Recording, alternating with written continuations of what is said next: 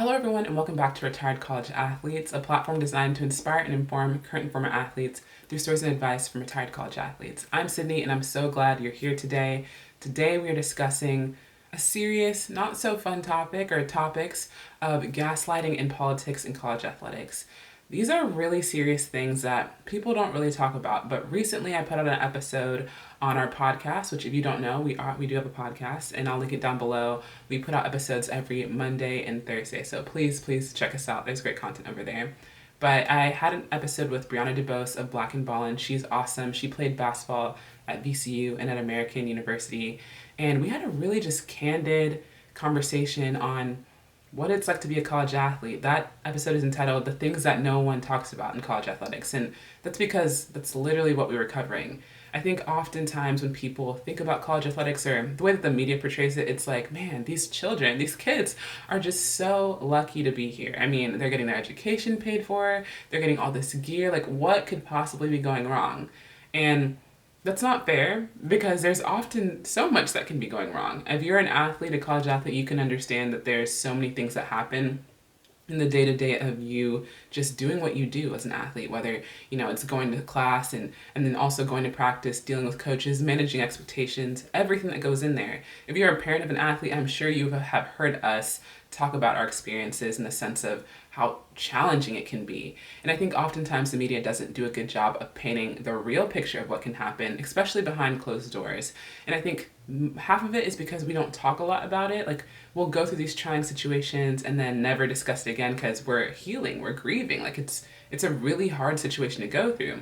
Then the other half of it is that I feel like the media just turns a blind eye and puts a lot of the blame for what goes wrong on student athletes. And while that is changing, and the NCAA is having to kind of change their model around things, I still do think that there's a lot of room for growth. So with that said, Brianna and I had a great conversation. I'm going to roll a clip from our conversation and then we can discuss it. The second coach, I honestly think she had like some type of vendetta or something against me because she was recruiting me in high school, ironically, but I was not giving her any time of day. And I didn't want to visit her school and at all. And then ironically, she ends up coaching me that second year and it was miserable. And she's like, yeah, no matter what you like, literally, no lie, Sydney. She's like, in my end of the year meeting, mind you, I just came off of a season-ending injury, so I was kind of running back my freshman year all over again, and then doing it with a new coach. Um, so she's like, no matter what you do, you will not play for me. She was like, you can improve all summer long, all you want, but you're never going to play for me. Like, she said that to me. I'm like 19 years old, coming off injury. So running back my freshman year in terms of, playing, but not, sophomore year, of course, in terms of class. And so I'm just jaded. Like, I'm so upset. Like, yo, and I'm not playing bad. Like, I'm doing fine in practice. And like my assistant coach was like, yeah, you're doing fine. They would tell my parents, like, you're doing fine. But it was just like this, like a roller coaster ride. So yeah, it was a lot. And then it was a lot emotionally. Like, I was done. I was tired of the they love you one day, they hate you the next day. They're playing the mind games. They're going back and forth. The assistant coaches aren't speaking up. They're kind of just, letting the head coach kind of just, run the dictatorship. All right, like, what a clip, right? I think it's probably one of the most candid things I've heard around college athletics because hearing her talk about that kind of reminded me a lot of my experience. We had very similar experiences with conversations like those or a lack of conversations like those, even though, that is what's going on, the politics and the gaslighting behind everything that's happening there. So let's break this down. We're going to start with the politics. So if you listen to the whole podcast episode, which I hope you do, there's a little bit of backstory here where Brianna was being recruited by this coach that ended up coming in during her sophomore year. And when she was being recruited, she just wasn't interested in the school that coach was at. So she didn't go on visits there. I think you have the right as a student athlete to not go on visits to schools that you're not interested in. Well, now this coach is her coach, and this is when this conversation comes up. You are never going to play for me. No matter how good you get, it does not matter. I don't care. You're not going to play for me. Keep in mind that Brianna, like she said, she was 19 years old. Like, At what point in time would this ever make sense? It doesn't make sense at all. This is out of line, truly. But this is what people don't talk about. I think oftentimes, for example, Brianna would not play that year, right? If this coach says you're not going to play for me. When people look at college athletes that used to be good in high school, or like we're very good in high school, and they go to college and not playing, a lot of the conversation that happens, and I hear this from adults that are older than me often, and it's like a pet peeve of mine, where they'll be like, oh, well, you were just, a big fish in a small pond here, and then like you went to college, and of course everyone was good where they were, and that makes sense why you wouldn't be playing, like, the competition has just gotten that much better. And like, sure, that could be true. But what they're not taking into account is the fact that there's like this huge thing going on behind the scenes, this politics that they don't know about, and that they're not going to take that into account. So that is one of my biggest pet peeves when people go in and they're talking about how like, I mean, like the competition has just gotten better, 100%. And like, if you're an athlete that is remotely competitive, and to be a college athlete, you need to be competitive, you're not going to sit and wallow in that forever. Like, you get it, what you need to do to get better. Like, it's very straightforward. And hopefully your coach is being transparent with you on that. It's when they're not. It's when they do things like this and they're like, yeah, you're not going to play for me. And of course, that's a conversation between her and her coach. No one else is there. There's no accountability. There's no holding anybody like accountable and responsible for this conversation.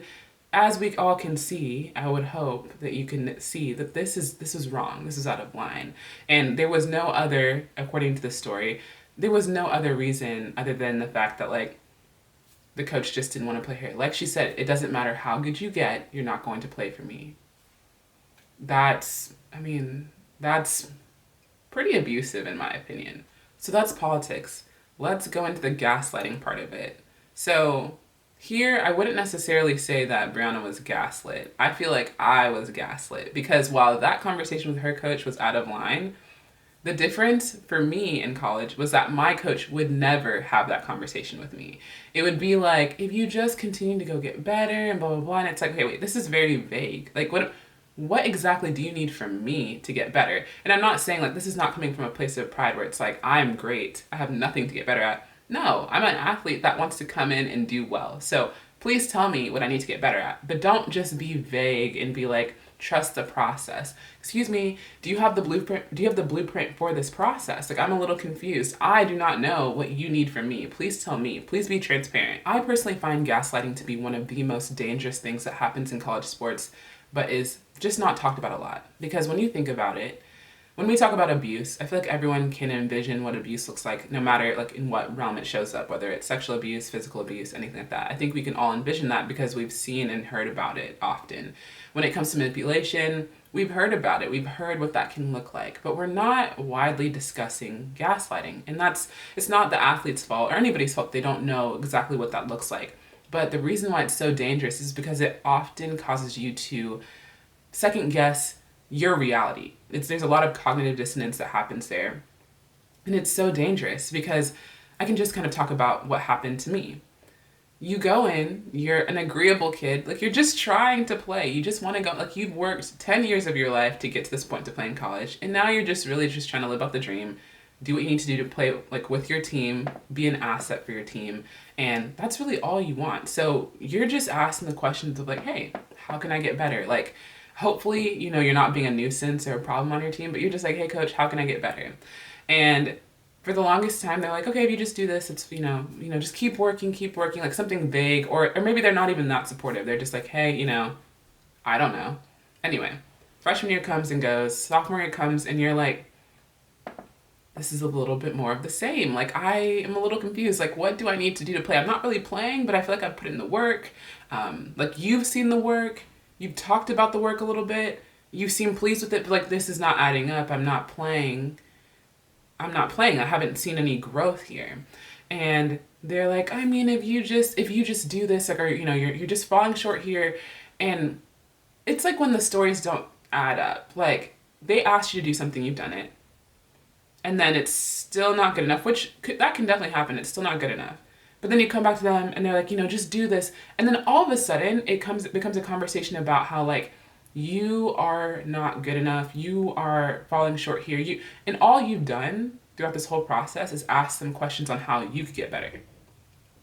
So it's confusing because it's like, is am I losing my mind? Like, is it really me? Like, what is wrong with me? What am I doing wrong? I've tried my hardest to do everything I can. And this is why gaslighting is so bad, because it's not you. It was never you. It's not going to be you. Um, it's the coach. It's the coach deciding to play this mind game with you and not be transparent. Now, it's one thing if a coach is like, hey, you're not the vision I have for this team at this position, period. Okay, at least now you're not going back and forth about like, hey, I don't know if it's me, like what do I need to do? She or he has flat out told you, you're not the vision I have for this team right now. Sorry. Like, oh well. And now you can make decisions that work for you. Maybe you can transfer, maybe you stick it out. Whatever works for you, you can now sit in that reality of what they said and make decisions that work for you. Gaslighting to me in this situation is when the coach does not give you the courtesy of honesty here, and you are left to try and wallow and figure out, like work to figure out what's going on. And no matter what you do, it doesn't matter, because that you are just not the vision that they have. Whether it's like that's not the vision they have, whether they're trying to play other people over you because they need to prove something to like their AD, and like this recruiting class was great that I got and we need to play these people, whatever that looks like. That is so frustrating. And I want to let you know that if you are going through something similar to this, if you know somebody who's going through something similar to this, you're not alone. Unfortunately, you're not alone. This has happened to so many people, and this is something that's not widely discussed in college athletics, but it happens. And so I'm so sorry if it's happening to you. Continue to just seek the answers that you need, make decisions that work for you. If that's transferring, make that decision for yourself. But I want to let you know that sometimes it's not you. Sometimes you are not the problem. No matter how much they make you feel like you are the problem, you're not the problem. And sometimes it's just a situation. And so that is what I wanted to discuss today. It's a heavy conversation, but at the same time, I feel like a lot of people can relate to this. When Brianna talked candidly on the podcast about everything that she went through, it allowed me to do the same. For the first time in a while, I discussed what happened in my college experience. And if you guys are curious to learn more, just leave some comments and I can kind of get into different story times about how my experience went and what led me to start RCA.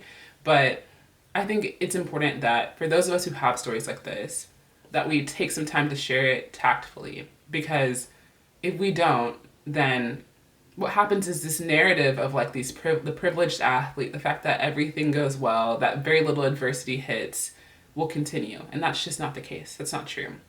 So with that said, I hope you guys enjoyed this video. I hope you learned something or just found yourself feeling seen during this video. That was the goal for this. If you did enjoy it, please consider hitting the like button, subscribing, and the bell notification so you don't miss a video from me. I post here every Thursday and would love to have you become a part of this family. But I'll talk to you guys next week. Have a great week.